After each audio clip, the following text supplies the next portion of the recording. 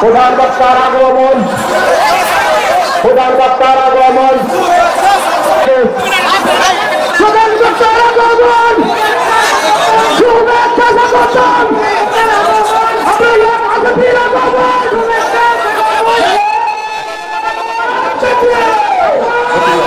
লিল্লাহি তাকবীর, লিল্লাহি তাকবীর। وآخر دعوانا الحمد لله السلام عليكم ورحمة الله।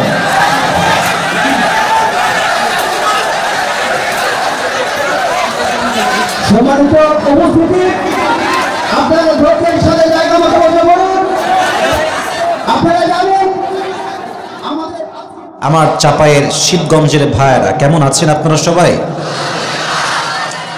আলহামদুলিল্লাহ। চাপায়ে আজকে আসবো তাই সকাল থেকেই মনটা অনেক ভালো। চাপায়ে আমি দেখেছি মানুষের মাঝে যে ক্রেজ, যে ভালোবাসা, যে শব্দ, এটা আমি বারবার মিডিয়াতে আগেও বলেছি, আজও বলছি।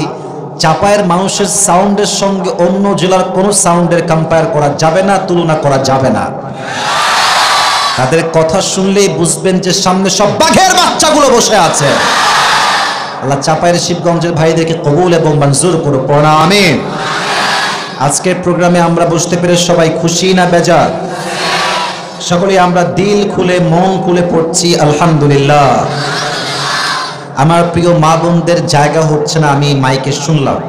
প্রিয় মায়েরা বোনেরা, আমি আসিফকে সচক্ষে দেখা বা আমাকে দেখাটা হচ্ছে মেইন ফ্যাক্ট নয়। আমি আসিফ আপনাকে অ্যাড্রেস করে কি বলছি, দ্যাট ইজ মোস্ট ইম্পর্টেন্ট। ঠিক আছে কিনা যুবক ভাইরা বলো? আমাকে আপনি দেখেন কিংবা না দেখেন, ডাজন্ট ম্যাটার। আপনি আমার কথাগুলো, ভয়েসগুলো ভালো করে বোঝার চেষ্টা করবেন। আল্লাহ আমার প্রিয় মা বোনদেরকে বোঝার তৌফিক দান করুন, পড়া আমিন। একবার তাকান আশেপাশে মাহফিলে, যত লোক আজকের মাহফিলে আসছে, ওদিকে না সোনামণি, এদিকে যত লোক আজকের মাহফিলে আসছে তার 90 ভাগেরও বেশি যুবক ভাইরা আজকের মাহফিলে এসেছে। এটাই প্রমাণ ইসলামের গণজোয়ারকে আটকে দেওয়ার সাধ্য কোনো বাপের নাই যুবক ভাইরা। এটাকে আপনি যত দমন করতে চাইবেন, এটা ফুলে ফেফে তত সামনের দিকে এগিয়ে যাবে। যারা ইসলামকে দমন করতে আসবে তাদের 14 গোষ্ঠীর বংশ হয়ে যাবে চাপায়ের শিবগঞ্জের ভাইরা। আর সেটা মোকাবেলা করবে কারা? আমাদের যুবক ভাইরা। এই যে দেশটা স্বাধীন, যত মানুষ রক্ত দিয়েছে, ছাত্র জনতা বুকের তাজা রক্ত দিয়ে শহীদ হয়ে এই দেশকে আবার দ্বিতীয়বার স্বাধীন তারা করেছে যুবক ভাইরা। অতএব যুবক ঠিক তো পুরো দেশ ঠিক, যুব সমাজ নষ্ট তো পুরো দেশটাই নষ্ট হয়ে যাবে। ঠিক আছে কিনা? আমি আমার ওয়াজ আজকে ভূমিকায় বেশি কথা বলবো না, মূল বিষয়ের দিকে ফিরে যেতে চাই। কারণ আসরের পরে time is very very short. একটু পরে দেখবেন মাগরিবের আজান হয়ে যাবে। তো আমরা কি আজকে ভালো কোনো ওয়াজ শুনতে চাই? আরে ইয়ার বাত তো কারো মুঝসে, শুনতে চাই কি চাই না? আজকে একটা সুন্দর তাফসীর কি আমরা সবাই শুনতে চাই? বামে একবার তাকান, দেখেন মুরব্বীদের সয়লাভ বামে, মাশাআল্লাহ। আমার কলিজার টুকরা আব্বা জানদের জন্য দোয়া করে, আব্বা জানদেরকে আল্লাহ তাআলা ইসলামের সৈনিক আবু বকর রাদিয়াল্লাহু তাআলা আনহুর মতো কবুল করুক, পড়া আমিন। আরে চাপায়ের মুরব্বীদের শক্তি অনেক বেশি রে। কালা রুটি খায় যে এরা মুরব্বীরা, যে পরিমাণ কর্মঠ দেখলেই মনে হয় 20 বছরের যুবক মাঠে বসে কাজ করতেছে যুবক ভাই। আল্লাহ আমার কলিজার টুকরা মুরব্বী আব্বা জানদেরকে নেক হায়াত দান করুক। আমরা সকলেই মন খুলে পড়ছি আমিন। 3টে তাকবীর দিবেন, তাকবীর দিয়ে আমি আমার মূল আলোচনায় আজকে ফিরে যাব। আলোচনার মাঝেই সব কথা হবে। প্রথম তাকবীর দিবেন আমার প্রিয় বিবাহিত ভাইয়েরা, যাদের বউ আছে, শীতকালে খুব খুশিতে আপনারা আছেন আমি জানি। আর যত সব কষ্ট সিঙ্গেলদের কাঁধে উঠেছে এই শীতকালে, ঠিক আছে কিনা বলো? প্রথম তাকবীর দিবেন বিবাহিত ভাইয়েরা, সবাই একটা কাশ দেন। বিবাহিত ভাইয়েরা, বিবাহিত ভাইয়েরা তাকবীর দিবেন, শুধু ম্যারিড পিপল। বিবাহিত ভাইয়েরা তাকবীর দেন, লিল্লাহি তাকবীর। চলে না, গায়ে জোর নাই, তেল নাই রে ভাই। এই ভাই সাউন্ড একটু আগে ভালো, আবার চেঞ্জ করলেন নাকি? ইট ওয়াজ পারফেক্ট। একটু বেস ঠিক করে দেন, ক্লিয়ার সাউন্ড, ক্লিয়ার, বেস মোটা রাখেন। এবার সিঙ্গেল লা কাশি দাও, দেখা যাক কে পারে আজকে। সিঙ্গেল লা তাকবীর দাও, লিল্লাহি তাকবীর। বিবাহিত 90 নাম্বার কম পেয়ে ফেল। আচ্ছা, এবার এমন একটা তাকবীর দিবেন যে আমি আসিফ স্টেজ ভেঙে নিচে পড়ে যাব। খুব জোরে হৃদয়ের সমস্ত শক্তিকে এক করে তাকবীর দিবেন, লিল্লাহি তাকবীর। আল কোরআনের আলো, ঘরে ঘরে না, সংসদে চালো। আচ্ছা, ওকে, লেটস ট্রাই अगेन। আল কোরআনের আলো, ওকে, আল হাদিসের আলো, কোরআন হাদিস যেখানে, আলেম ওলামা যেখানে, চাপাইবাসী যেখানে, শিবগঞ্জবাসী যেখানে। তাফসীরের আগে জাস্ট দুইটা কথা বলছি। এক, এই মাহফিলটা যে ঐতিহাসিক হয়ে পুরো পৃথিবী দেখুক, পুরো দেশ দেখুক, প্রত্যেকটা জেলার মানুষ দেখুক, এটাকে আমরা চাই? আরে ভাই বলেন চাই? আচ্ছা, আপনারা তো আমাকে ফেসবুকে ইউটিউবে আগে দেখেছেন তো নাকি? আচ্ছা আচ্ছা আচ্ছা, বলি, আপনারা আমার যত ভালো ওয়াজ আজ অব্দি দেখেছেন, শ্রোতা ভালো ছিল তাই আমার ওয়াজ ভালো হয়েছে। শ্রোতা খারাপ, ওয়াজ খারাপ। শ্রোতা ভালো, ওয়াজও ভালো, ঠিক কি না? আপনার ভালো হয়ে কথা শুনবেন, আমাকে উত্তর দেবেন। আচ্ছা, বসে পড়বে, বসে পড়বে, থামো, বসে পড়বে। 2 নাম্বার কথা, আজ আমি আপনাদের জন্য একটা গিফট নিয়ে আসছি, একটা বিশেষ গিফট যুবকদের জন্য। নেবেন তো? গিফটটা বের করি। আপনাদের অনেকের কাছে স্পেশাল লাগবে, কারো কাছে নন স্পেশাল লাগতেও পারে। আমি আমার একটা টুপি নিয়ে আসছি আজকে হাদিয়া দেওয়ার জন্য। নেবেন তো? এটা পরে দীর্ঘ লম্বা সময় আমি ওয়াশ করেছি। আপাতত এটা গিফটের নিয়তে আজকে নিয়ে আসছি। বাসার থেকে যখন টুপিটা বের করেছি ব্যাগ থেকে, আফসোস লাগছে, দিব টুপিটা, অনেক কষ্টের টুপি, অনেক পছন্দের টুপি। তো ভাবলাম যুবকরা এত প্রত্যাশা করে টুপি পাওয়ার জন্য একটা টুপি দিলে আমার কোনো লস হবে না যুবক ভাইরা, ঠিক আছে কিনা বলো? তবে হ্যাঁ, এই টুপি পাওয়ার জন্য একটা শর্ত আছে। এই কে করে রে বাবা, কথা বললেন না, একদম কথা বলবেন না। এই টুপি পাওয়ার শর্ত হচ্ছে, আমি কোরআন থেকে যে তাফসীর এখন পেশ করব, তাফসীরের প্রত্যেকটা পয়েন্ট, যেই যুবক, তুমি চাইলে তোমার ওই অ্যান্ড্রয়েড ফোনে লিখতে পারো, অথবা তুমি চাইলে তোমার আইফোনে লিখতে পারো, অথবা তুমি চাইলে তোমার যে কাগজ আছে কাগজে কলমে লিখতে পারো, not a big deal, no problem at all. But শেষে গিয়ে আমি যখন তাফসীর থেকে প্রশ্ন করব, যেই যুবক উত্তর করতে পারবে তাকে আমি আবরারুল হক আসিফ টুপিটা পুরস্কার হিসেবে পরিধান করায় দিব। রাজি আছেন তো ইনশাআল্লাহ? মনোযোগটাকে স্থির করুন। আর হ্যাঁ, কেউ যদি ওয়াজের মাঝখানে উঠে যায়, ও লুঙ্গি টাইনা ধরে বসায় দেওয়া লাগবে আজকে যুবক ভাই। বেটা তুমি আসছো নিজের ইচ্ছায়, কিন্তু যাবা আমাদের ইচ্ছা। এখানে আসা যাবে, বসা যাবে, শোয়া যাবে, খাওয়াও যাবে, বাট ওঠা যাবে না আজকের মাহফিল থেকে, ঠিক আছে কিনা বলেন? শেষ তাকবীর দেন, লিল্লাহি তাকবীর। আগে প্রশ্ন করছি তাফসীরের আগে, এটাই তাফসীরের অংশ শুরু হচ্ছে। প্রশ্ন করছি, উত্তর দেন চাপায়ের ভাইরা। আমাদের জীবনে কষ্ট, দুঃখ, যন্ত্রণা সবার আছে না নাই? কথা বলেন, সবাই আছে না নাই? আমরা এখানে যারা আসছি, আমি যা দেখতে পাচ্ছি মুরব্বীদের চেহারা দেখে, যুবকদের চেহারা দেখে, আমি সহ আমরা সবাই we belong middle class family. আমরা সবাই মধ্যবিত্ত পরিবারের সন্তান। আমি কয়েকদিন আগে একটা মাহফিলে বলেছিলাম যে মধ্যবিত্ত পরিবারের সন্তান মানেই হচ্ছে এক একটা ব্র্যান্ড। কারণ কি? Let me finish. মধ্যবিত্ত পরিবারের সন্তান এমন একটা ব্র্যান্ড, আপনি ওকে যেখানেই রাখবেন সেখানেই অ্যাডজাস্ট করবে। আপনি এসির রুম দিবেন তাও থাকবে, নন এসি দিবেন তাও থাকবে, বালিশ দিবেন, খাতা দিবেন, ল্যাব দিবেন তাও থাকবে, ফ্লোর টাইলস দিবেন, টাইলসের সে আরামের ঘুম ঘুমায় দিবে। মধ্যবিত্ত পরিবারের সন্তানকে আপনি গরুর গোস্ত দিবেন তাও খাবে, ডাল ভাত দিবেন তাও খাবে, কালায়ের রুটি দিবেন তাও খাবে, পরোটা দিবেন তাও খাবে, জাস্ট ভর্তা নাই, ডাল দিবেন, ভাত দিবেন তাও খাবে। ওকে আপনি যেমনে রাখবেন তাতেই সে খুশি থাকবে। We are from middle class family. আমিও মধ্যবিত্ত পরিবারের সন্তান, আপনিও মধ্যবিত্ত পরিবারের সন্তান। যুবক ভাইয়েরা, আব্বা জানেরা, আমার প্রিয় মায়েরা, বোনেরা, আমাদের অনেকের জীবনে অভাব, না পাওয়ার কষ্ট, যন্ত্রণা, অনেক স্যাডনেস, মানসিক দুশ্চিন্তা।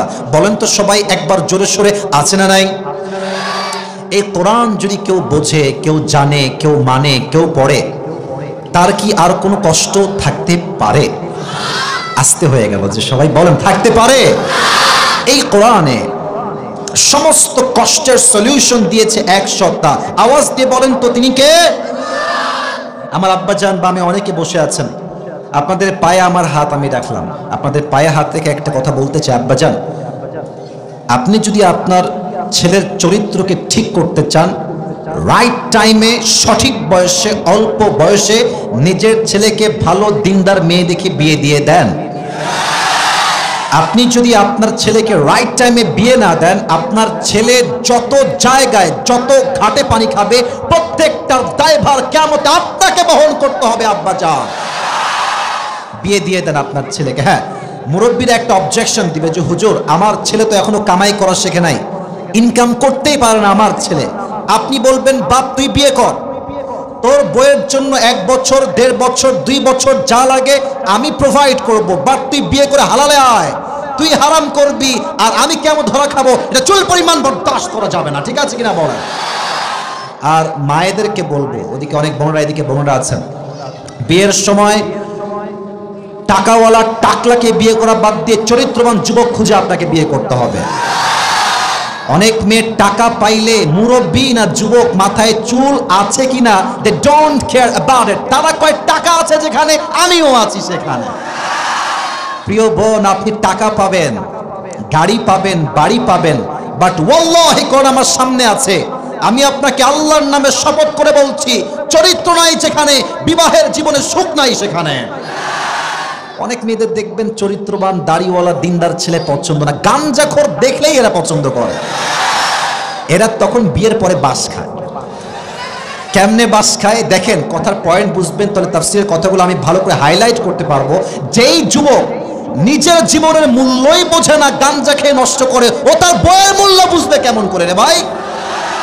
প্রিয় বোন, ফাযফার বিদাতি দ্বীনি তারিবাত ইয়াদাক, become successful by selecting the one who has religion, character and conduct. যদি আপনি বিয়ে করে সফল হতে চান, চরিত্রকে সবচেয়ে বেশি প্রায়োরিটি দেওয়া লাগবে। চরিত্রকে যে সবচেয়ে গুরুত্ব দিবে তার বিবাহের জীবনকে সুখী করবে একজন, তিনি কে? আল্লাহ বন্দেরকে বোঝার তৌফিক দান করুক। আমরা সকলেই জবান খুলে পড়ছি আমিন। তাফসীরের আয়াত পেশ করছি। আয়াতটা হচ্ছে আমার সঙ্গে সবাইকে পড়তে হবে। ফাইন্না মাআল উসরি ইউসরা, ইন্না মাআল উসরি। আচ্ছা, আমি আবার পড়ছি, আপনার জাস্ট শেষের শব্দটা বলবেন। ফাইন্না মাআল উসরি, আর একটু জোরে, ফাইন্না মাআল উসরি, ইন্না মাআল উসরি। ট্রান্সলেশন কি? তর্জমা হচ্ছে indeed with every hardship there is ease. Allah তাআলা বলছেন প্রত্যেক কষ্টের সাথেই স্বস্তি রেখেছে এক সত্তা। আওয়াজ দিয়ে বলেন তো সবাই, তিনি কে? এই আয়াত জাস্ট আমরা অর্থ জানি, বাট এইটার ব্যাখ্যা আমরা অনেকেই জানি না। আমি যে ব্যাখ্যাগুলো এখন পেশ করছি, মুরব্বীরা আব্বাজান আপনারা আমার চোখে চোখ রাখেন, আব্বাজান যারা আছেন, আর যুবকরা আমার কথা এমনি বুঝবে, কারণ এরা আমাকে অনেক আগে থেকে মনে হয় চেনে। আশা রাখছি তোমরা হালকা মনোযোগ দিলে আমার কথা বুঝে আসবে। আচ্ছা, আমার কথা কি বোঝা যায়? আমি কিন্তু I brought up in Rajshahi. It has been a long time যে আমি রাজশাহীতে ছিলাম, থাকতে হয়। রাজশাহীর সঙ্গে আমার একটা সম্পর্ক ভালো। আর রাজশাহীতে যতগুলো জেলা আছে, মিডিয়ার সামনে মিথ্যা বলার কোনো চান্স নাই।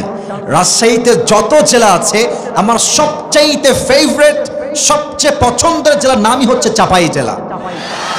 এখানে আসলে ওয়াজ করে যে কি শান্তি লাগে আপনি বিশ্বাস করবেন না। প্রত্যেকটা যুবক, প্রত্যেকটা মুরব্বীর গর্জন শুনলে মনে হয় বীর পুরুষগুলো আমার সামনে বসে আছে এরা।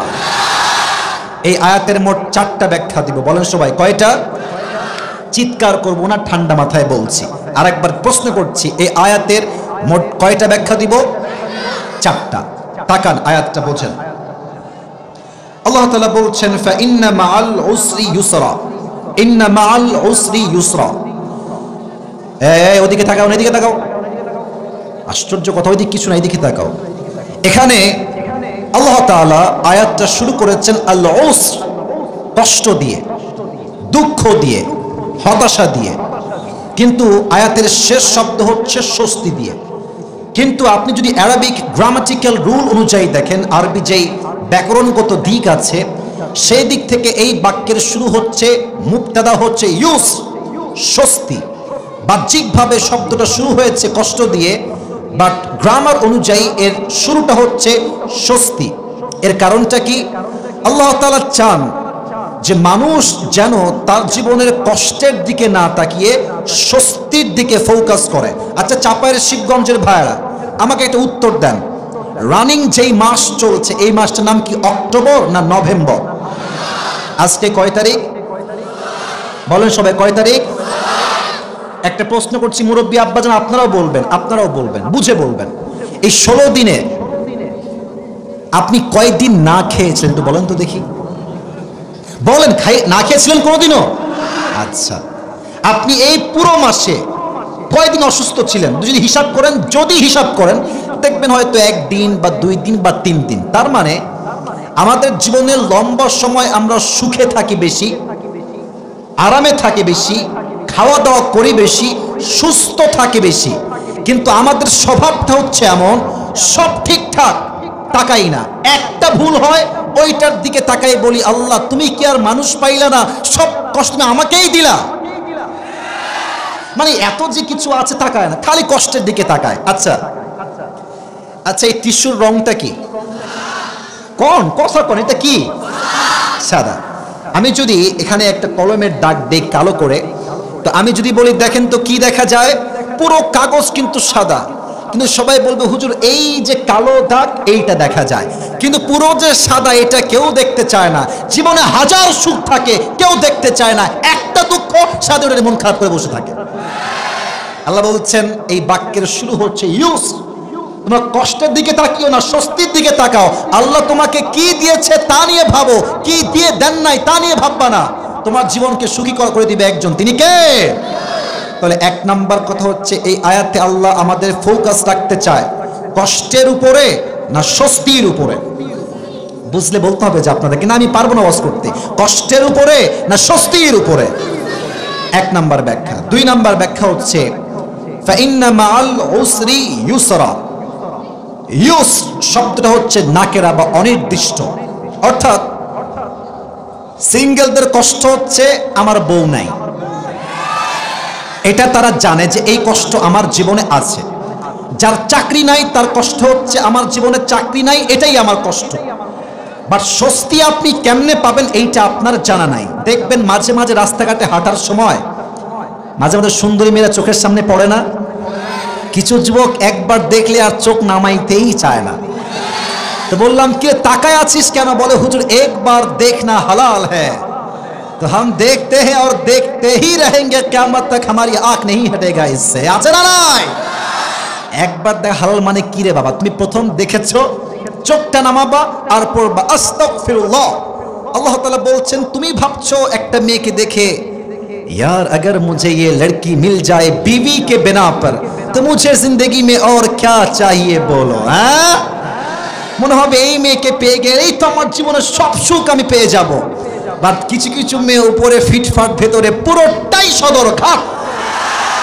মনে রাখবা বোরকার মাঝেই কিন্তু দিন লুকিয়ে থাকে না যুবক ভাইরা। যত মেয়ে পার্কে প্রেম করে বা তার 80% বেশি মেয়েরা বোরকা পরে প্রেম করে বেড়ায়। देखले मुझे হবে यार ये तो अभी के अभी जन्नत से भाग के दुनिया में आई है यार, इतनी अच्छी लड़की कोई हो सकता है यार। কিন্তু বোরকা পরেছে বোরকার জন্য নয়, বোরকা পরেছে জাস্ট নিজের চোখকে ঢাকার জন্য, যেন পরিবারে কেউ দেখে না ফেলে তাকে। আল্লাহ বলছেন তুমি যা স্বস্তি মনে করছো তা তোমার জন্য স্বস্তি নাও হতে পারে। তোমাকে স্বস্তি যে কোনো ভাবে যে কোনো দিক থেকে দিতে পারে একজন। আওয়াজ দিয়ে বলেন জবান খুলে, তিনি কে? 3, এদিকে তাকান। ইন্না মাআল উসরি ইউসরা, এই আয়াতের শুরুতে শব্দ আছে ইন্না।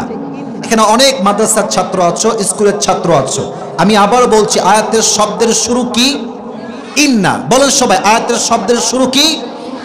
এটা চাপায়ের সাউন্ড হয় না, সরি টু সে দ্যাট। আয়াতের শব্দের শুরু কি? ইন্না। ইন্না হচ্ছে হরুফে মুশাব্বাহ বিল ফাইল। আমি আপনাকে গ্রামার বোঝাচ্ছি না, জাস্ট ব্যাখ্যা বোঝাচ্ছি। এই ইন্না যে বাক্যের শুরুতে আসে, বাক্যের সমস্ত সন্দেহ দূর করে দেয়।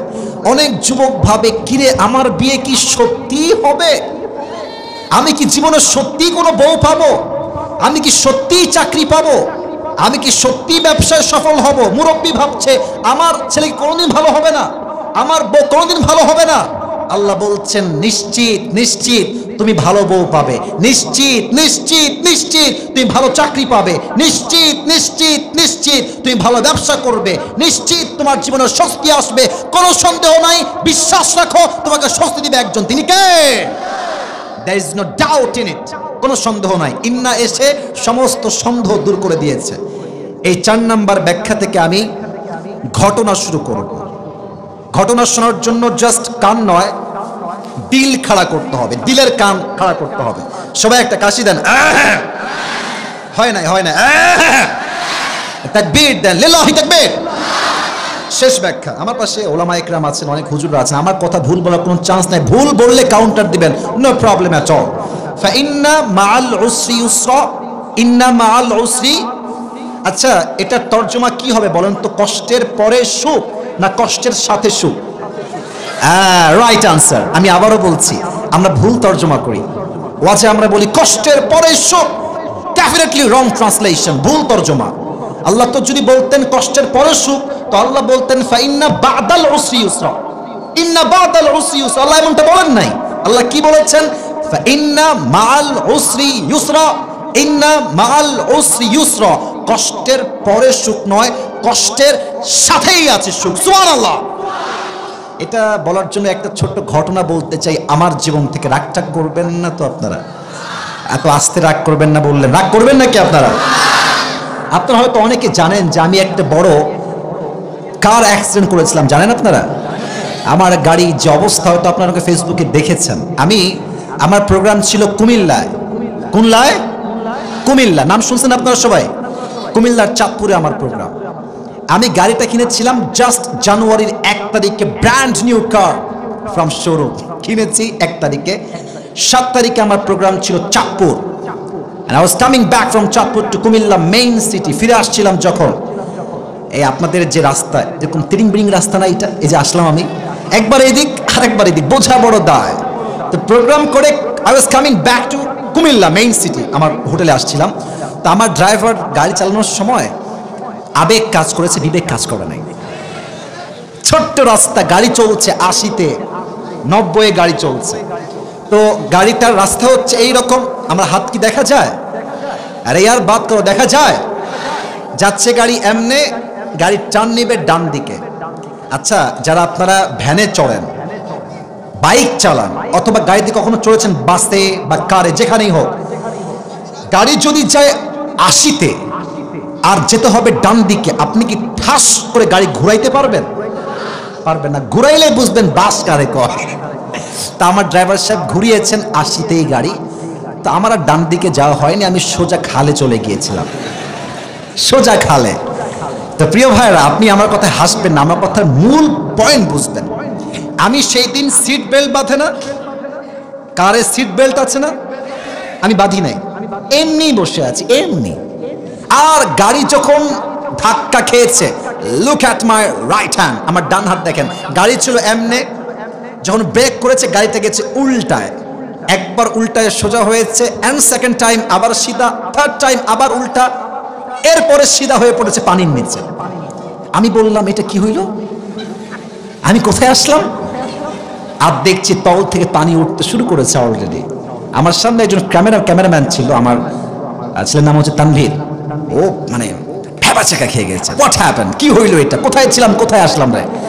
এমনি বাম হাত দিয়ে ধরে আপনার যে গ্লাস থাকে সামনের ভেঙে ফেলছে, আর ওই গ্লাস দিয়ে লাফ মেরে বের হয়ে গেছে, আর ভেতর দিয়ে পানি ওঠা শুরু করেছে।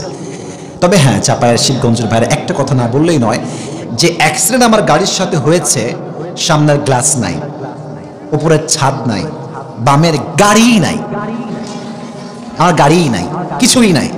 হিসেবে কথা ছিল এই রকম যে 7জন লোক জায়গায় স্পট ডেথ হওয়ার কথা, জায়গায় শেষ হয়ে যাওয়ার কথা। এই যে এখন আসলাম মাহফিলে আপনাদের শিবগঞ্জ থেকে, একজন লোক পুরো রাস্তায় মরে আছে, এখনই দেখে আসলাম। খবর পাবেন আজকে আপনারা সবাই, একদম লাশ রাস্তায় পড়ে আছে। হিসাবে আমার মৃত্যু হওয়ার কথা সেই দিন কনফার্ম, 7 জন মরার কথা সেই দিন। কষ্ট আর স্বস্তি কোথায় ভালো করে দেখেন। কষ্ট এক জায়গায়, ইস রে, ব্র্যান্ড নিউ কার, 50 লাখ টাকা দাম বাজারের রেটে কিনলাম, 4-7 দিন হলো ভেঙে গেল, শেষ হয়ে গেল। স্বপ্ন চুরমার হয়ে গেল। স্বস্তি কোথায়? কাঠটা ধ্বংস হয়ে শেষ হয়ে গেছে, বাট আমার গায়ে চুল পরিমাণ কোনো আঘাতও লাগে নাই। আলহামদুলিল্লাহ। তো আপনার পড়লেন না মন খুলে ভাইয়েরা? আচ্ছা বলেন তো, আমি যদি মরে যেতাম এই কারের কোনো দাম থাকতো? আরে বেটা, বেঁচে আছি, একটা কিছু কি হয়েছে, আগামী তো BMW তো কিনতে পারবো যুবক ভাইয়েরা। বেঁচে গেলাম, এটা হচ্ছে স্বস্তি।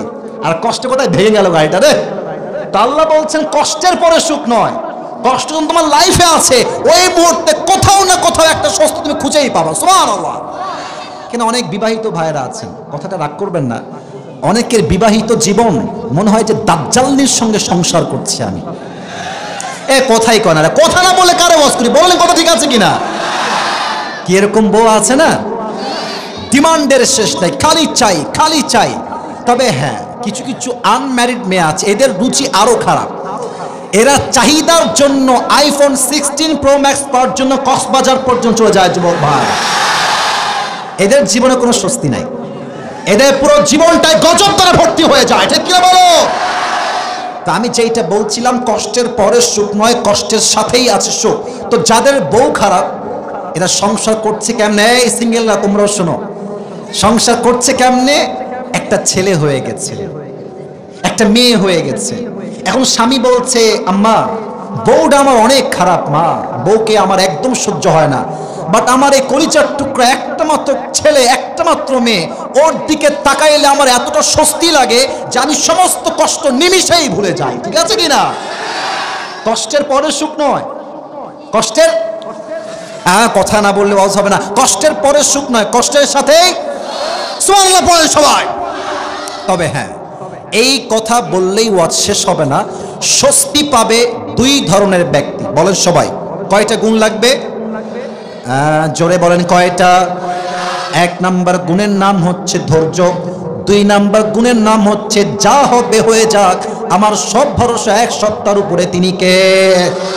এই দুইটা গুণকে ব্যাখ্যা করতে চাই, বাট বিফোর দ্যাট পয়েন্ট একজন যুবক চাই যে সিঙ্গেল, বউ নাই, খুব কষ্টে আছো, দাঁড়িয়ে একটা বাঘের মতো তাকবীর দিবা। কে আছো? লিল্লাহি তাকবীর বলবা।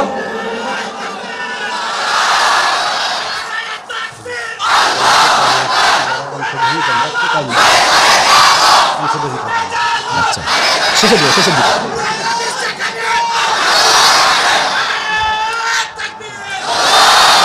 তোর চারটা বউ কনফার্ম, বসে পড় বাবা। আর স্লোগান কিরে ভাই, একেবারে সিংহের মতো গর্জন দিয়েছে। ঠিক কিনা বলেন? আমার সঙ্গে তাকবীর দেন, আমার সঙ্গে একবার দিবেন, সবাই একটা কাশি দেন। লিল্লাহি তাকবীর। এক নাম্বার গুণ হচ্ছে ধৈর্য। আল্লাহ তাআলা বলছেন ইয়া আইয়ুহাল্লাযীনা আমানু ইসতাঈনু বিস-সাবরি ওয়াস-সালাত ইন্নাল্লাহা মা'আস সাবিরিন। হে ঈমানদারেরা, তোমরা রবের কাছে সাহায্য চাও দুইটা জিনিস দিয়ে। এক নাম্বার হচ্ছে নামাজ, দুই নাম্বার হচ্ছে ধৈর্য। যেই বান্দা নামাজ দিয়ে ধৈর্য দিয়ে আল্লাহর কাছে সাহায্য চায়, তাকে আল্লাহ গায়েবীভাবে সাহায্যের হাত বাড়িয়ে দেয়। কোন সুবহানাল্লাহ। আচ্ছা বলেন তো, নবীজির বউ ছিল মোট কয়টা? হ্যাঁ, রাইট আনসার। বলো সবাই, কয়টা? নবীজির প্রথম বউয়ের নাম কি ছিল? কে বলতে পারে? নবীজির একজন কুমারী বউ ছিল, নাম কি? কে বলতে পারে? আয়েশা রাদিয়াল্লাহু তাআলা আনহা। সুবহানাল্লাহ পড়বেন না আপনারা? যুবক ভাইয়েরা এদিকে তাকাও। খাদিজা রাদিয়াল্লাহু তাআলা আনহার প্রথম স্বামী মারা গেলেন, শেষ। Second time she got married again, আবার বিয়ে করলেন, দ্বিতীয় স্বামী মারা গেল। Third time she got married again and he also died, তৃতীয় স্বামীও মারা গেল। একটা মেয়ের প্রথম স্বামী মরলেই তো অনেকে আত্মহত্যা করে ফেলে যুবক ভাইয়েরা, হতাশায় কষ্টে স্বামী মরে গেল আমার। একটা মেয়ের জীবনে স্বামীর চাইতে বড় সম্পদ আর কিচ্ছু হতে পারে না। ঠিক কিনা বলো? প্রথম স্বামীও নাই, দ্বিতীয় স্বামীও নাই, তৃতীয় স্বামীও নাই। খাদিজা এতটা কষ্ট পেয়েছে যা বলার কোনো ভাষা আমার কাছে নাই। বাট উনি ডাক দিয়ে বলছে, আল্লাহ আমার সবাই মরে যাক, আব্বা মরে যাক, আমার কোনো আপত্তি নাই, বাট আমার ধৈর্য আমি তোমার উপরে রাখলাম। আমাকে প্রদান দেওয়ার মালিক হবেন এক সত্তা, তিনি কে? কেমনে প্রদান পেলেন তিনি ধৈর্যের? একদিন তিনি ঘুমিয়ে আছেন তাহাজ্জুদের সময়। যারা আসলে আমার মাহফিলে সবাইকে একটা কথা ইনফরমেশন দিচ্ছি, যত স্বপ্ন আপনি দেখবেন, ভোর রাতের স্বপ্ন সবচেয়ে বেশি অথেন্টিক হয়, রিলায়েবল হয়, অ্যাকসেপ্টেবল হয়। ভোর রাতের স্বপ্ন বাস্তবায়ন হওয়ার সংখ্যা কম না বেশি? আরে ভাই কথা বলেন, কম না বেশি? উনি স্বপ্নে দেখলেন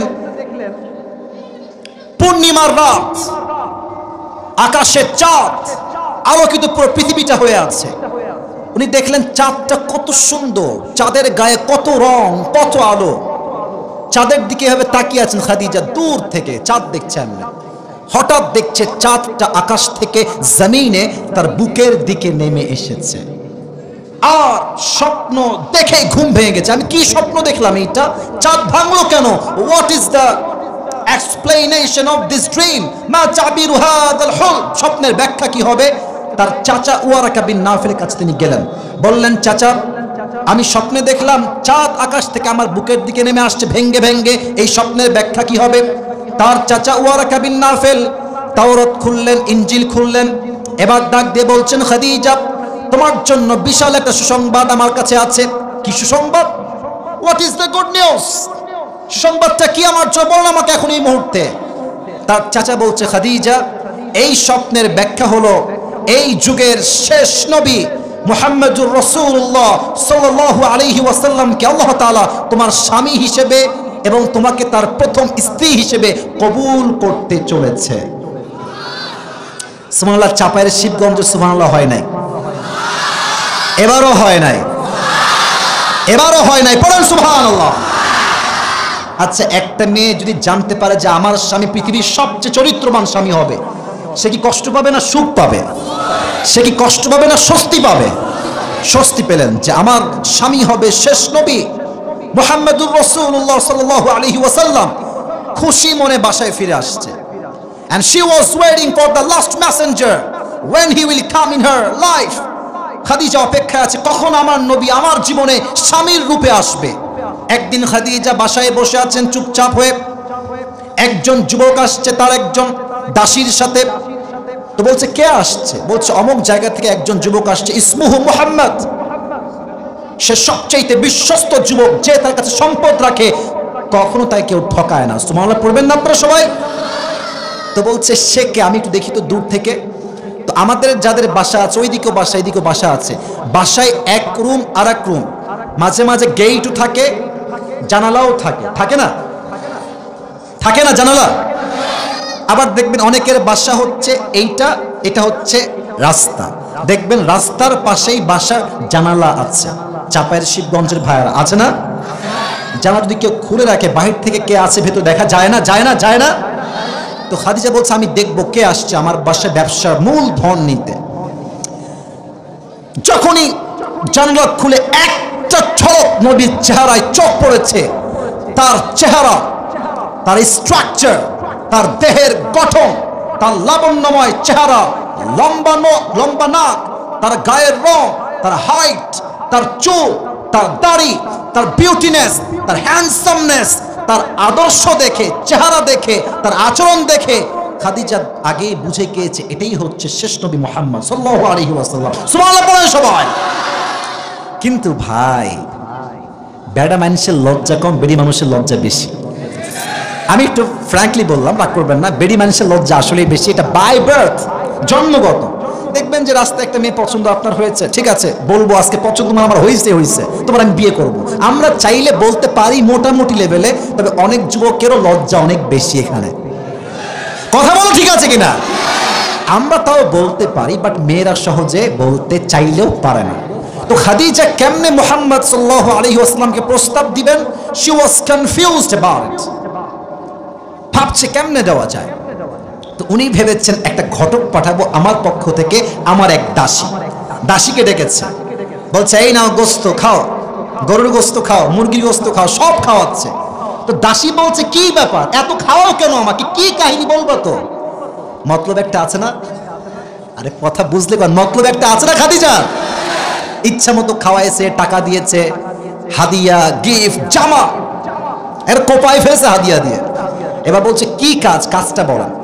তো বলছে যে ওই যে রুমে যুবকটা বসে আছে না, বলছে আমি ওনাকে বিয়ে করতে চাই, কিন্তু প্রস্তাবটা আপনি আমার পক্ষ থেকে দিবেন। তো মুরব্বীরা রাগ করবেন না, মুরব্বীদের অভিজ্ঞতা আমাদের চাইতে 1000 গুণ বেশি। দেখবেন যুবক যখন বিয়ে করে, বিয়ের সময় মুরব্বী দাদাকে থাকলে নিয়ে যাবেই যাবে, ঠিক আছে কিনা? কারণ আমরা যা ধরতে পারি না মেয়ের বংশ দেখে, দাদারা, নানারা, চাচারা এক চোখ দেখলে, একবার কথা বললে ফ্যামিলির ব্যাকগ্রাউন্ড তারা বুঝে ফেলে, ঠিক কিনা বলে?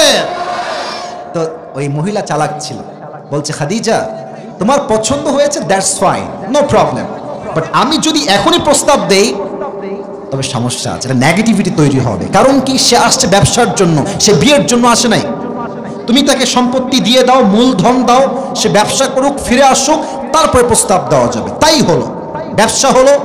খাদিজার থেকে মুহাম্মদ সাল্লাল্লাহু আলাইহি ওয়াসাল্লাম যেই পরিমাণ সম্পদ নিলেন ব্যবসার জন্য, তার দ্বিগুণ পরিমাণ লাভ করে আবার তাকে ফিরাই দিলেন। সুবহানাল্লাহ।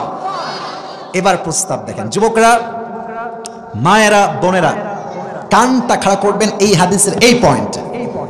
এটা আমাদের প্রবলেম তো, তাই বলছি। খাদিজার দাসী আসছে নবীজির কাছে অ্যাজ এ ঘটক হয়ে আসছে, এসে বলছে কেমন আছেন? নবীজি বলছে আলহামদুলিল্লাহ ভালো আছি, শরীর স্বাস্থ্য ভালো? বলছে হ্যাঁ সবই ভালো। বলছে আপনি কি বলবেন, মূল কথা বলেন। তো মহিলা তো একটু লজ্জা পাচ্ছে, তবুও সব লজ্জা কাটিয়ে সিস্টেমে, ওই যে বলে না ঝোঁক বুঝে কোপ মারে, মুমিন জায়গা মতো কাজ করে, ঠিক কিনা বলে? বলছে যে মোহাম্মদ একটা কথা বলবো, ইফ ইউ ডোন্ট মাইন্ড, যদি তুমি রাগ না করো। বলছে কি বলেন না, কি সমস্যা? তো মহিলা বলছে যে আচ্ছা তোমার বয়স তো মাশাআল্লাহ 25 years old, you are very strong, very energetic, very powerful, you are a very young man. তোমার বয়স ঠিকঠাক, চেহারা ঠিকঠাক, স্ট্রাকচার ঠিকঠাক, বডি ঠিকঠাক, শক্তিশালী পুরুষ তুমি। So why don't you get married Mohammad, তুমি বিয়ে করো না কেন? উত্তর দেখেন নবীজি বলছে বিয়ে তো করতে চাই, বাট আমার মতো গরিব ছেলে হাতে মেয়ে দিবেটাকে? এক কথায় বলি টাকা নাই। এক কথায় কি নাই? কথা বলো না কেন তোমরা, কি নাই? টাকা নাই, মাইয়া তুমি পাবা না। আর টাকা থাকবে, তোমার মাথায় চুল না থাকলে বাপ তার মেয়েকে নির্দেশ তোমাকে দান করে দিবে, ঠিক আছে কিনা বল? ওই চাপায়ের এক ছেলে এক মুরব্বীকে বলছে আব্বা জান, মানে মেয়েকে পছন্দ করতে পারে, মেয়ে কিন্তু বিয়ে হচ্ছে টাকলার সাথে। তো বলছে আব্বা জান ये आपने किसके साथ अपनी बेटी की शादी दे दिया यार, इसके सर पे तो बाल नहीं है। तो अब्बा बोलছে बेटा सर पे बाल नहीं है तो क्या हुआ, जेब में माल तो है ना। তো নবীজি বলছে আমার কাছে টাকা নাই, বাড়ি নাই, গাড়ি নাই, ঘর নাই, আমার কাছে মেয়ে বিয়ে দিবে কোন বাপ? এবার মহিলা ঝোঁক বুঝে কো, আরে মোহাম্মদ নো টেনশন, আরে কোন টেনশন নাই, আমার কাছে এমন এক পাত্রীর সন্ধান আছে যাকে বিয়ে করলে তোমার মোহর দেওয়া লাগবে না, কাপড় দেওয়া লাগবে না, ঘর দেওয়া লাগবে না, সম্পত্তি দেওয়া লাগবে না, জামা দেওয়া লাগবে না, ভরণ পোষণ দেওয়া লাগবে না, বরং তাকে বিয়ে করলে তোমার যা যা লাগবে সেই তোমাকে সব দিবে। সুবহানাল্লাহ নাই? নবীজি বলছে how come it possible, is this real possible? লা মুহা, এরকম মেয়ে তো এই তল্লাটে কেউ নয়। নাসমুহা, what is the name of that woman, what is the name of that girl, ওই মেয়েটার নাম কি আমাকে বলেন। এবার ওই মহিলা একটু মাথা নিচুর দিকে রেখে নিচের দিকে মুচকি হাসি দিয়ে বলছে ইসমুহা খাদিজা। নবীজির চেহারাতে অটোমেটিক মুচকি হাসি আসছে কেন? কারণ নবীজি আগের থেকেই খাদিজাকে মন থেকেই পছন্দ করতেন। সুবহানাল্লাহ। কিন্তু প্রস্তাব দিচ্ছে না কেন? উনি হচ্ছেন বড়লোক ঘরের মেয়ে, আমি হলাম গরিব ঘরের ছেলে। ভাইয়েরা একটা বাস্তব কথা বলে ফেলি আজকে, বড়লোক ঘরের ছেলে গরিব ঘরের মেয়েকে বিয়ে করতে পারে, বা বড়লোক ঘরের মেয়ে কখনো গরিব ছেলেকে বিয়ে করতে চায় না। যুবক ভাইরা, মানি ফ্যাক্ট, টাকার বিষয়। আমরা যুবকরা টাকা চাই না, আমরা মেয়ের সতীত্ব চাই, আমরা মেয়ের পবিত্র চাই, আমরা মেয়ের চরিত্র চাই। যুবক ভাইরা ঠিক কিনা বলো? বাট অনেক মেয়ে আছে চরিত্রও দেখে না, সতীত্বও দেখে না, সম্মান দেখে না, ফ্যামিলি ব্যাকগ্রাউন্ড দেখে না, টাকা থাকলে ছেলের ঘাড়ে তারা ঝুলে পড়ে। যুবক ভাইরা ঠিক কিনা বলো? But I don't measure every girl equally. সব মেয়ে একরকম নয়। আজও আমাদের দেশে খাদিজার চরিত্রে চরিত্রবান মেয়ে অবশ্যই আছে, ঠিক কিনা বলো? তো বলছে আচ্ছা এই প্রস্তাব আপনি দিলেন আমাকে, আমি খুব খুশি হলাম, তবে আমি বিয়েটা এখন করতে পারছি না, আপনি যান। আমার একজন চাচা আছে। নবী চাচার নাম কি কে বলতে পারে? হুজুর কেন বলবে, আপনারা কোন নাম কি? আবু তালেব। সে কি ইসলাম ধর্ম গ্রহণ করেছিল নাকি? কিন্তু নবীজির সাপোর্ট একটা মানুষ ছিলেন, সাপোর্ট করতেন নবীজিকে। তো নবীজি বলছে আবু তালেব চাচা আমার তো প্রস্তাব আসছে খাদিজার পক্ষ থেকে, আমি কি করব? বলছে অবশ্যই তুমি অ্যাকসেপ্ট করবা, চলো আমরা দুজন মিলে একসঙ্গে যাই। চাচা ভাতিজা মিলে আসছে বিয়ে করার জন্য, কথাবার্তা হয়েছে, সব ডান, সব ফাইনাল। বিয়ের ক্ষেত্রে মোহর লাগে না, দেওয়া লাগে না? মোহর চাপার ভাই কথা, মোহর লাগে না? আজকাল তো মোহর লাগবে 1 লাখ, মেয়ের বাপ বলে 20 লাখ না লিখলে আমার মেয়েকে বিয়েই দিব না। কেন লেখায়? ভাবে যে 20 লাখ লিখে তো আমার মেয়েকে আর ছাড়তে পারবে না।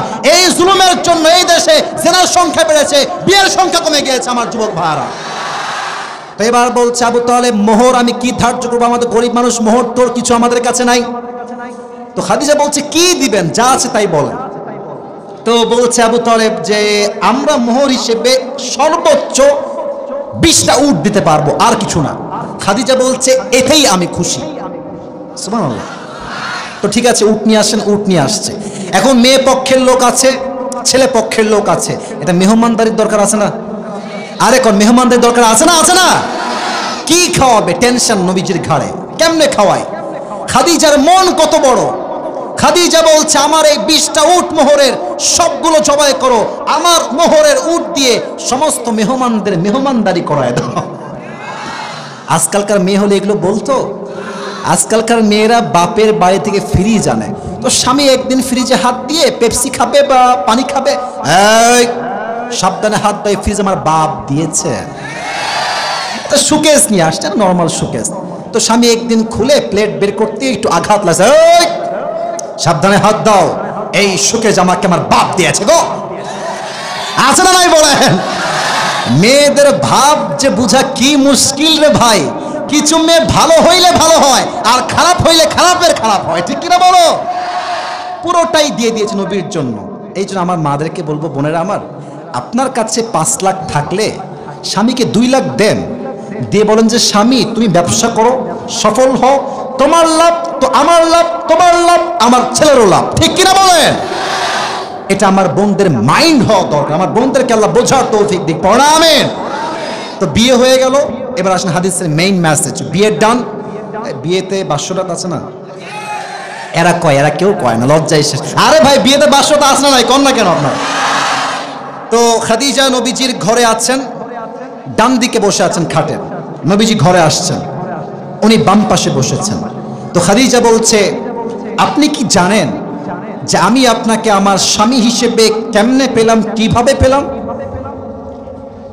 নবীজি বলছে আমি তো জানি না, আপনি কেমনে পেয়েছেন? এবার খাদিজা বলছে হে আমার প্রাণপ্রিয় স্বামী, আমার প্রথম স্বামী মারা গেছে, আমি ধৈর্যশীল ছিলাম। দ্বিতীয় স্বামী মারা গেছে, ধৈর্যশীল ছিলাম। তৃতীয় স্বামী মারা গেছে, ধৈর্যশীল ছিলাম। ধৈর্যের সঙ্গে আমি কদম বাড়িয়েছি, আর এই ধৈর্যের ফল হিসেবে আল্লাহ তাআলা শেষ নবীর মতো নবীর প্রথম স্ত্রী হিসেবে আমি খাদিজাকে আল্লাহ তাআলা কবুল করে নিয়েছে। জোরে আরেকবার দিল থেকে করেন সুবহানাল্লাহ। তাহলে কষ্ট কোথায় ছিল? ওই যে স্বামী হারায় গেছে, ছেলে রেখে গেছে, সব স্বামী মরে গেছে। স্বস্তি কোথায় আসলো? যতই যেই মরে যাক, বার শেষ ভালো যাক, সব ভালো তা, সব কষ্ট আল্লাহ দূর করলেন কেমনে? বলছে খাদিজা তোমার যে ধৈর্য ঠিকঠাক, আমি খাদিজা তোমার স্বামী হিসেবে শেষ নবীকে কবুল করলাম। সুবহানাল্লাহ। অতএব কষ্টের সাথেই একটা স্বস্তি, বলেন তো সবাই, আছে না নাই? তবে এটার জন্য লাগবে ধৈর্য। এবার বলেন, আরেকটা প্রশ্ন করছি, কুমারী বইয়ের নাম কি ছিল? আচ্ছা আপনাদের এখানে আজান 5টার পরে না মাগরিবের? 5:20। আর কিছুক্ষণ সময় কি দেওয়া যায় না? মাঠ তো ফিল আপ, এটাই তো প্রমাণ চাপায়ের মানুষ কোরআনকে দিল থেকে ভালোবাসে। যুবক ভাইরা ঠিক কিনা বলো? আমাকে কি আর 10টা মিনিট সময় দেওয়া যাবে? তাকবীর দেন সবাই, লিল্লাহি তাকবীর। দেখেন ধৈর্যের ফলাফল কত সুন্দর হয়। আয়েশা রাদিয়াল্লাহু তাআলা আনহা, আমাদের দেশে ভাই একটা বিয়ে করাই মুশকিল, 4 বিয়ে তো यार ये बहुत दूर की बात है। আমার নবীজির 11 জন বউ, তিনি 11 জনকে এমন ভাবে হক আদায় করেছে যে একটা বউ কখনো অভিযোগ করার কোনো সুযোগ খুঁজে পায় নাই। সুবহানাল্লাহ। আপনারা কি লটারি বোঝেন? লটারি, আচ্ছা এটা হচ্ছে একটা বক্স, তাই না? আচ্ছা এটা একটা কাগজ, একজনের নাম লিখলাম, জানি আপনার জানেন তো, বুঝাচ্ছি হাদিসের জন্য। আর একজনের নাম লিখলাম, আচ্ছা আর একটা টিস্যু নেই, আর একজনের নাম দেখলাম, 3টা নাম হলো, রাখলাম বাটিতে এমনি। এবার বাটি নিয়ে তুললাম একটা টিস্যু, যার নাম আসবে সেই পাস, সেই লটারি পাস। তো নবী প্রত্যেক মাসে প্রত্যেক বউকে নিয়ে ঘুরতে যেতেন, কেমনে ঘুরতেন? লটারি করতেন, যার নাম আগে আসতো তাকে নিয়ে ঘুরতে যেতেন। তো একদিন লটারি করে প্রথম নাম আসছে আয়েশা। সুবহানাল্লাহ নাই আপনাদের সবার? আয়েশার নাম বের হতে নবী অনেক খুশি। আর সব বউ বসে আছে, তো বউয়ের সামনে যদি কোনো স্বামী আরেক বউকে ভালোবাসে, বউ সব সহ্য করলো, এটা চুল পরিমাণ সহ্য করতে পারে না, ঠিক আছে কিনা? তো নবীজি বলছে আয়েশা চুপচাপ, আয়েশা তুমি রেডি হয়ে যাও, আমরা ঘুরতে যাব। তো আয়েশা খুব খুশি হয়ে বের হয়ে আসছে, রেডি হয়ে গেছে, কাপড় চোপড় সব ready, they are ready to go. খুব সুন্দরভাবে প্রস্তুত হয়ে গেছে, ঘুরতে গিয়েছে, ঘুরে ফিরে আসছে। তো দেখবেন আপনাদের এলাকায় ভ্যান আছে, দেখবেন যে ভ্যানে মোটা লোক বসলে মনে হবে টায়ারটা ব্লাস্ট হইল বলে, আর চিকন লোক বসলে দেখবেন ভ্যানলা এমন ভাবে ভ্যান চালায় মনে হয় ভ্যানে কেউ বসেই নাই। তো আম্মা জান আয়েশা আমার দিকে তাকান, আমি খুব মোটা, আমি খুব চিকন আবার না, মোটামুটি, বাট আম্মা জান আয়েশা অনেক চিকন ছিলেন, স্লিম বডির মানুষ ছিলেন, হাদিসে এটাই আসছে উনি খুব স্লিম বডির মানুষ ছিলেন। তো যখন ফিরে আসবেন রাস্তায় 1 নম্বরের চাপ দিয়েছে, আমি ব্যাখ্যা দিচ্ছি না, 1 নম্বরের চাপ। তো ইস্তেনজার জন্য উনি বললেন উটের যে পালকি, বললেন স্টপ, থামো, আমাকে আমার প্রয়োজন পূরণ করতে দাও, আমি আবার ফিরে আসছি। তো উনি উটের পালকি থেকে নেমে গিয়েছেন হাজত সারতে, ইস্তেনজা বা 1 নম্বর করতে। তো উনি যখন ফিরে আসছেন, উনি কি ফিরে আসছেন কিনা ওই উটের পালকির যে চালক সে বোঝে নাই, কারণ উনি এত চিকন ছিলেন, উঠলেও বোঝা যায় না, ওই নামলেও বোঝা যায় না। তো আয়েশা আসার আগেই ওই লোক চলে আসছে, ভেবেছে আয়েশা উঠে গেছে। আয়েশা দেখছে সে উটের পালকি আর নাই, পুরো মরুভূমি, কেউ নয়। এবার আয়েশা একটা চাদর বিছিয়ে চাদর মুড়ি দিয়ে ঘুমায় গেছে। নবীজি বাসায় যাওয়ার পরে জানতে পেরেছেন খাদিজা আয়েশা ইজ মিসিং, উনি আসেন নাই। তো একজন সাহাবী তাকে বললেন যাও তুমি আয়েশাকে গিয়ে উটের হাওদাজ বা পালকিতে করে আমার বাসায় নিয়ে আসো। তো ওই সাহাবী বের হয়ে গেলেন, মরুভূমিতে আসলেন, দেখলেন যে একটা ছোট্ট চাদর এমনি লম্বা হয়ে আছে, কেউ একজন মুড়ি দিয়ে শুয়ে আছে। তো উনি এসে নাম ধরে ডাকলে বেয়াদবি হবে, তাই তিনি একটা সাফওয়ান বিন মুআত্তাল, তাই না, এটা কাশি দিলেন। আয়েশা উঠলেন, উঠে বসলেন পালকিতে, ফিরে আসলেন বাসায়। কিন্তু যারা মুনাফিক তারা সুযোগ পেয়ে গেল, তারা বলল আপনার নাউজুবিল্লাহ জোরে বলবেন, তারা প্রচার করলো কি যে আয়েশা এই যুবকের সঙ্গে ফিরে আসার সময় জেনা করে বাসায় ফিরে আসছে। আরেকবার বলেন নাউজুবিল্লাহ, নাউজুবিল্লাহ। আচ্ছা চাপায়ের শিবগঞ্জের ভাইয়েরা, আয়েশার মতো একজন মহিয়সী জান্নাতি নারী কোন পুরুষের সঙ্গে ব্যভিচারে লিপ্ত হতে পারে? Do you believe that? আপনার কি বিশ্বাস হয়? কিন্তু অনেক মুসলমানরা বিশ্বাস করে ফেলল। এর দ্বারা প্রমাণ কি হলো? বিপদ আসলে আশেপাশের অনেক আপন মানুষের চেতনার রূপটা পরিবর্তন হয়ে যায়। এখন তো বলবে তোমাকে অনেক ভালোবাসি গো, তোমার যা লাগবে আমাকে বলিও গো। যখন বিপদে পড়বা হারিকেন দিয়ে কাউকে খুঁজে পাবা না যুবক ভাইরা, বাপ মা ছাড়া। তো আয়েশা বুঝে গেলেন যে আমার বিরুদ্ধে সবাই চলে গিয়েছে। হাদিস লম্বা, শর্টকাটে বলছি। এবার নবীজি আসছে, এসে বলছে আয়েশা তোমার যদি কোনো অন্যায় হয়ে যায়, কোনো জুলুম যদি হয়ে যায়, আল্লাহ বড় রহমান, আল্লাহ বড় দয়াময়, তুমি আল্লাহর কাছে ক্ষমা চেও না, আয়েশা তোমাকে মাফ করে দিবে। এই কথা শুনে আয়েশার মাথা গেছে ঘুরে। নবী হে, আপনি আমাকে বিশ্বাস করেন না যে আমি জিনা করি নাই? আপনি আমাকে পাপী মনে করছেন? ইয়া মুহাম্মদ, হে আমার স্বামী সাল্লাল্লাহু আলাইহি ওয়াসাল্লাম। নবীজি বলছে না না, যদি অন্যায় হয় তুমি ক্ষমা চেয়ে নিও। এবার আয়েশা বললেন আমাকে যে যা বোঝা লাগবে বুঝে নিক, মানে আমার ধৈর্য একমাত্র আমার রবের উপরে, তিনি আমার জন্য সঠিক ফয়সালা করে দিবে, ঠিক কিনা বলে? ধৈর্যের সঙ্গে স্থির হয়ে বসলেন। ফলাফল কি হলো? তার সতীত্ব যে পবিত্র, আবারও আই রিপিট এগেন, আমি আবার বলছি, আয়েশার চরিত্র যে পবিত্র, আল্লাহ তার ধৈর্যের ফলাফল হিসেবে তার সতীত্বের পবিত্রতা ঘোষণা দেওয়ার জন্য জিবরাইলের মাধ্যমে কোরআনে আয়াত নাজিল করে দিলেন। সুবহানাল্লাহ। তো চাপায়ের সুবহানাল্লাহ হয় নাই? আরেকবার দিল থেকে কোন সুবহানাল্লাহ। অতএব যত কষ্ট আসুক ধৈর্যের সঙ্গে সামনে এগিয়ে যাও। ফাইন্না মাআল উসরি ইউসরা, ইন্না মাআল উসরি ইউসরা। Indeed, with every hardship there is ease. কষ্টের সাথে স্বস্তি হবে তখন, বান্দা ধৈর্যশীল হবে যখন। ঠিক কিনা বলেন? আল্লাহ তাআলা আমাদের সবাইকে ধৈর্যশীল হওয়ার তৌফিক দান করুক। সকলেই আমরা জবান খুলে পড়ছি আমিন। মুরব্বি মুরব্বি, একজন মুরব্বি পেছন থেকে উঠে গেছে, কেউ যাবেন না। আমরা কি সবাই দোয়া করে যেতে চাই না? শুনি নাই, চাই না চাই না চাই না। আপনারা থাকবেন, আমি ওয়াদা করছি আমি যাওয়ার সময় সবার সঙ্গে হাত মিলাবো গাড়ির উপর থেকে। যদি আপনারা উঠে যান আমি কারোর সঙ্গে হাত মিলাবো না। আমার খুবই জ্বর গায়ে, কণ্ঠ শুনেই বুঝতে আমি খুব অসুস্থ আছি আজকে। অতএব আমার কথা রাখেন, আমি আপনাদের কথা রাখবো।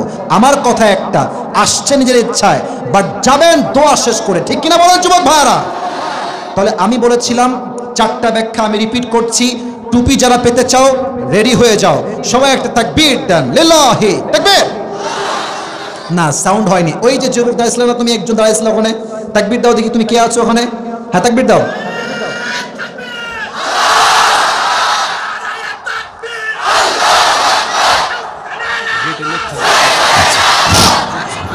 বুঝে গেছে।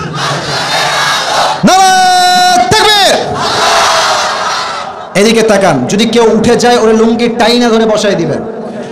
আজকে আমরা ব্যাখ্যা করেছি ফাইন্না মাআল উসরি ইউসরা, ইন্না মাআল উসরি ইউসরা। এই আয়াতের মোট কয়টা ব্যাখ্যা বলেছিলাম? জোরে বলেন সবাই, কয়টা? 1 নাম্বার ব্যাখ্যা, এখানে আল্লাহ তাআলা আমাদের ফোকাস রেখেছেন কষ্টের উপরে নয়। কিসের উপরে? বলেন সবাই, কষ্টের উপরে নয়, কিসের উপরে? স্বস্তির উপরে। 1 নাম্বার ব্যাখ্যা। 2 নাম্বার ব্যাখ্যা, ইউস এই শব্দ হচ্ছে অনির্দিষ্ট বা নাকেরা, অর্থাৎ আপনার জীবনে আল্লাহ যে কোনো ভাবেই স্বস্তি দিতে পারে, বাট আপনি বুঝবেন না। বাট স্বস্তি দেওয়ার মালিক একজন। আওয়াজ দিয়ে বলেন তো সবাই, তিনি কে? 3 নাম্বার ব্যাখ্যা, এই বাক্যের শুরুতে আছে ইন্না। চাপায়ের শিবগঞ্জের ভাইরা আছে কি? আবার বলেন, আছে কি?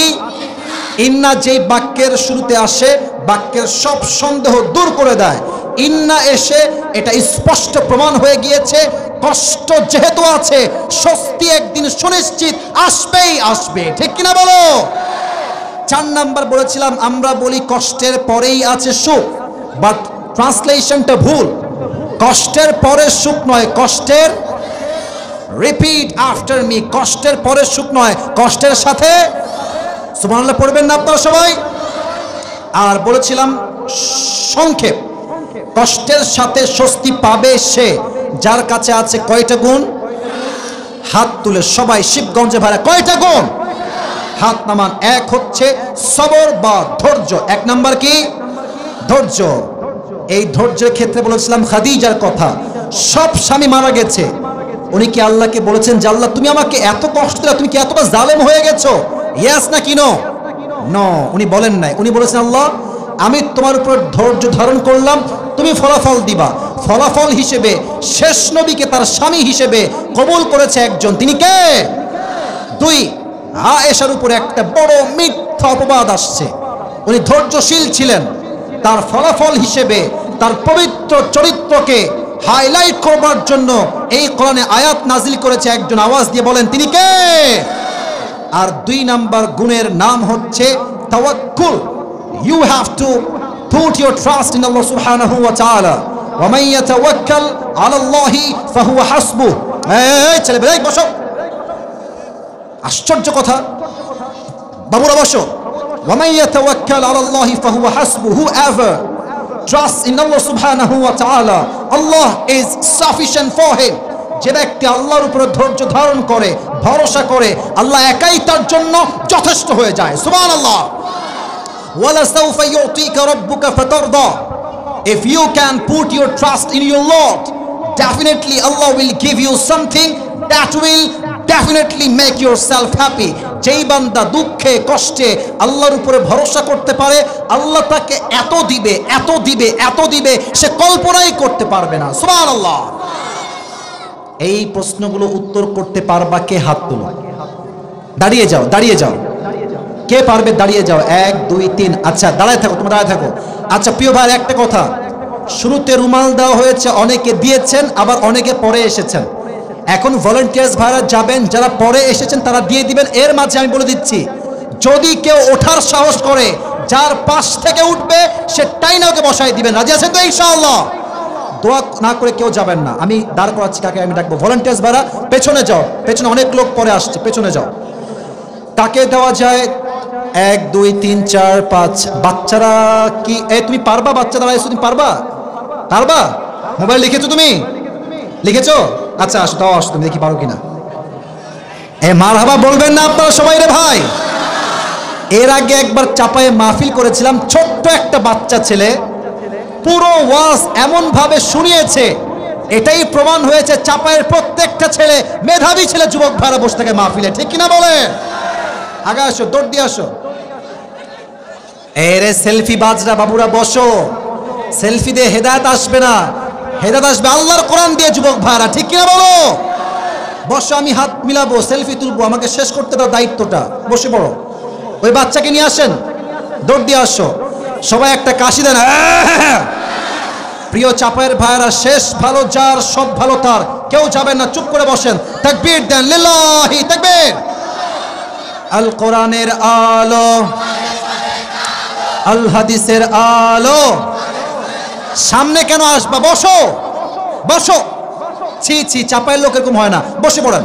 আমি হাত মিলাবো, ওয়াদ, আমি গাইতে উঠবো, হাত মিলাবো, ওয়াদা। বসেন বসো, বসেন। কই বাচ্চা কই? ওকে ওকে মাইক দেন, হ্যান্ড মাইক দেন। হ্যান্ড মাইক কোথায়? হ্যান্ড মাইকটা দেন। তুমি আমার ডান সাইডে আসো। সবাই একটা তাকবীর দেন, লিল্লাহি তাকবীর। আসো আসো আসো, দৌড় দিয়ে আসো। নাও সালাম দাও সবাইকে। না, সালামও হয়নি, উত্তরও ঠিকঠাক হয়নি। জোরে সালাম দাও সবাই, জোরে সালাম দাও।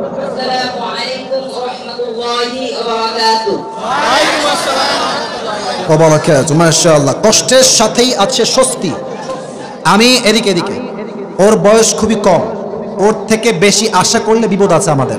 ওকে জাস্ট সহজে প্রশ্ন করছি, উত্তর দিবা। এই আয়াতের মোট 4টে ব্যাখ্যা বলেছিলাম, তুমি যে কোনো 2টা ব্যাখ্যা সবাইকে বলো। একটা হলো কষ্টের সাথেই সুখ, হ্যাঁ হ্যাঁ, একটা হলো ধৈর্যের পরীক্ষা। না না, ধৈর্য ওটা তো পরে বলেছিলাম।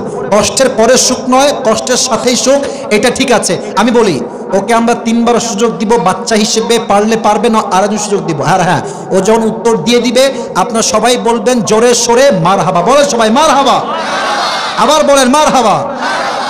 আচ্ছা, আমি তোমাকে সহজ করছি। আল্লাহ তাআলা আমাদের ফোকাস, আমাদের দৃষ্টি কার উপরে রাখতে চায় সেটা বলো। এই কষ্ট এবং স্বস্তির মাঝে? আল্লাহর উপর। না, কষ্ট এবং স্বস্তি 2টা বিষয়। আল্লাহ কি চান? আমরা কি কষ্ট দেখবো না স্বস্তি দেখবো সেটা বলো। মারহাবা বলেন সবাই। আচ্ছা, এবার তুমি একটা বিষয় আমাকে বুঝায় বলো যে কষ্ট এবং স্বস্তি এটা তো সবাই পাবে না, 2টা গুণ যার আছে সে পাবে। 2টা গুণ কি কি আগে সেটা বলো। 2টা গুণ বলেছিলাম। আরে ভাই থামেন, সহজ করছি। 2টা গুণ বল। হ্যাঁ বলো। হ্যাঁ মারহাবা বলেন সবাই। 2 নাম্বার, আল্লাহর উপরে, আল্লাহর উপরে ভরসা করতে হবে। মারহাবা বলবেন না আপনারা?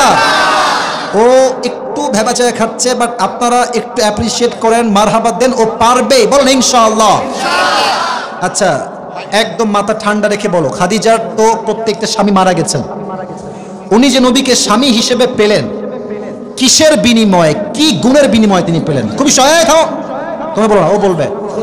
মারহাবা বলবেন না আপনারা? বাসর রাতে নবীজিকে তিনি কি বললেন যে আমি আপনাকে পেয়েছি কেন? কি বললেন নবীজিকে বলো দেখি। সহজ, তোমার কথার সাথে মিল আছে। পারবে পারবে, থামেন না। ওদিক কেন, তুমি আমার দিকে তাকাও। হ্যাঁ, ধৈর্যের বিনিময়ে পেয়েছে, বলতে পারছো না? বলো, হাত দিয়ে বলো, এটা হাত দিয়ে বলো। মারহাবা বলেন সবাই। আচ্ছা, আয়েশার জীবনীতে ওই সাহাবীরা যখন নিয়ে আসলেন তাকে, কাফেররা কি অপবাদ দিল মনে আছে? হ্যাঁ হ্যাঁ, বলেন না আপনারা, বলো। তিনি অন্যের সাথে জিনা করেছে বলে। মারহাবা বলেন সবাই। পারবে, আপনারা কেউ বলবেন পারবে। শেষমেশ যখন নবীজি বললেন তুমি আল্লাহর কাছে মাফ চেয়ে নাও, তখন তিনি কি ধারণ করলেন এবং আল্লাহ ফলাফল কি দিলেন এটার বিনিময়ে? তিনি মনে করলেন যে রাসূল আমাকে ভুল বুঝলেন। অবিশ্বাস করছে, হ্যাঁ ভুল ভাবছে। হ্যাঁ, তো তখন তিনি কিসের গুণ অর্জন করলেন সেই মুহূর্তে? কথা কয় কেন? আর ফলাফলটা কি পেলেন? ফলাফলটা আল্লাহ কি দিলেন এই ধৈর্যের বিনিময়ে? আয়াত নাজিল করে কি বললেন? তার পবিত্র সতীত্ব আসলে কি, তার সতীত্বটা কি, কি প্রমাণ দিলেন যে তার সতীত্ব কোনো জেনা মারহাবা বলেন সবাই। ভাই ও ছোট্ট ছেলে আটকাচ্ছে, বাট আপনারা বললে তো বিষয়টা হইল না। যা পেরেছে তাতেই কোন মারহাবা। 2 নাম্বার গুণটা কি বলেছিলা? আল্লাহর উপরে বিশ্বাস বা ভরসা। অর্থাৎ যে বান্দা ধৈর্যশীল হবে, আল্লাহর উপরে ভরসা রাখবে, তাকে তার সমস্ত কষ্টের সাথে স্বস্তি দান করবে। একজন আওয়াজ দিয়ে বলেন তিনি কে? তোমার মাথা তো ছোট মনে হয়, একটু এদিকে আসো, মাথাটা মতো করো, একটু হালকা করে আসো, পড়াই দিয়ে আসো, দেখি হয় নাকি সাইজ আল্লাহ জানে। হয়ে গেছে বলেন সবাই মারহাবা। তোমার নাম কি বলো সবাইকে? মিরাজ আলীকে আল্লাহ ইসলামের দায়ী হিসেবে কবুল করো, সকলে পড়ো আমিন। বসে পড়ো, বসে পড়ো, বসে পড়ো।